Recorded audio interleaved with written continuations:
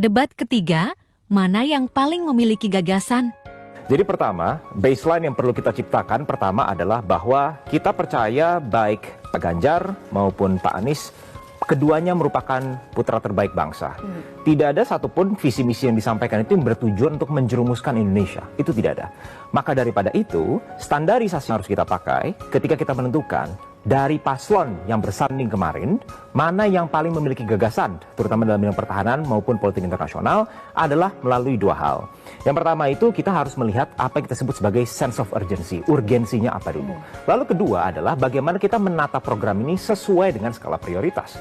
Karena sekali lagi tidak ada program yang buruk, tetapi balik lagi, seperti contoh, ketika Pak Anies bilang bahwa salah satu bagian diplomasi yang kita harus bawa adalah diplomasi budaya, maka pertanyaannya adalah, itu ada di urutan keberapa? Nah, jawabannya adalah Pak Prabowo adalah satu-satunya paslon yang membawa isu fundamental, berbicara tentang fondasi terlebih dahulu.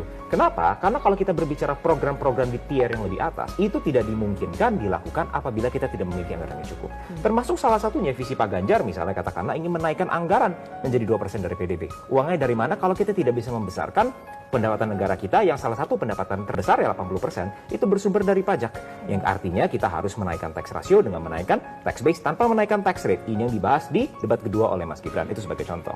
Lalu kedua, kita harus mengerti konteks how, caranya bagaimana. Kalau kita mau berbicara how, kita harus tahu dulu bagaimana konteks dari politik global atau tren globalisasi hari ini statusnya seperti apa.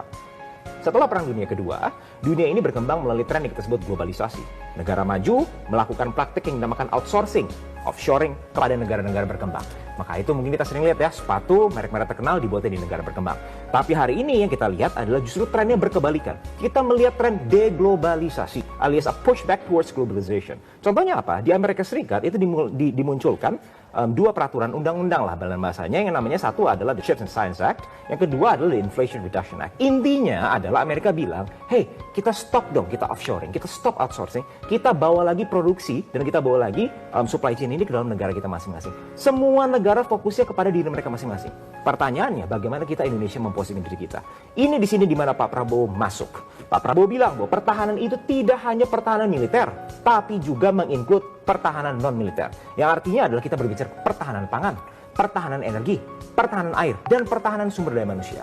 Dan hanya Pak Prabowo yang mampu membawa ini ke level fundamental. Artinya apa? Kita berbicara peningkatan penerimaan negara, kita berbicara juga peningkatan sumber daya manusianya. Dan yang perlu diingat adalah, semua paslon menggebu-gebu ingin memerdekakan Palestina. Pertanyaan lagi, how? Satu, kalau kita berbicara di antara tiga paslon, hanya Pak Prabowo yang secara pragmatis memberikan efek nyata bagi kemerdekaan Palestina. Apa contohnya? Pertama, kita pernah memberikan beasiswa terhadap mahasiswa-mahasiswa Palestina di Universitas Pertahanan. Pak Prabowo merupakan satu-satunya tokoh di antara ketiga capres yang pernah menerima dubes Palestina secara resmi, dan kita adalah satu-satunya paslon yang memiliki visi misi membangun KBRI di Palestina. Yang kedua adalah, kalau kita ingin mempressure negara lain, katakanlah, kita bisa lihat ini dari contoh-contoh konflik geopolitik yang terjadi. Bagaimana Amerika memput pressure kepada negara-negara yang dirasa melanggar hak asasi manusia menurut standar mereka, contoh ekonomi embargo.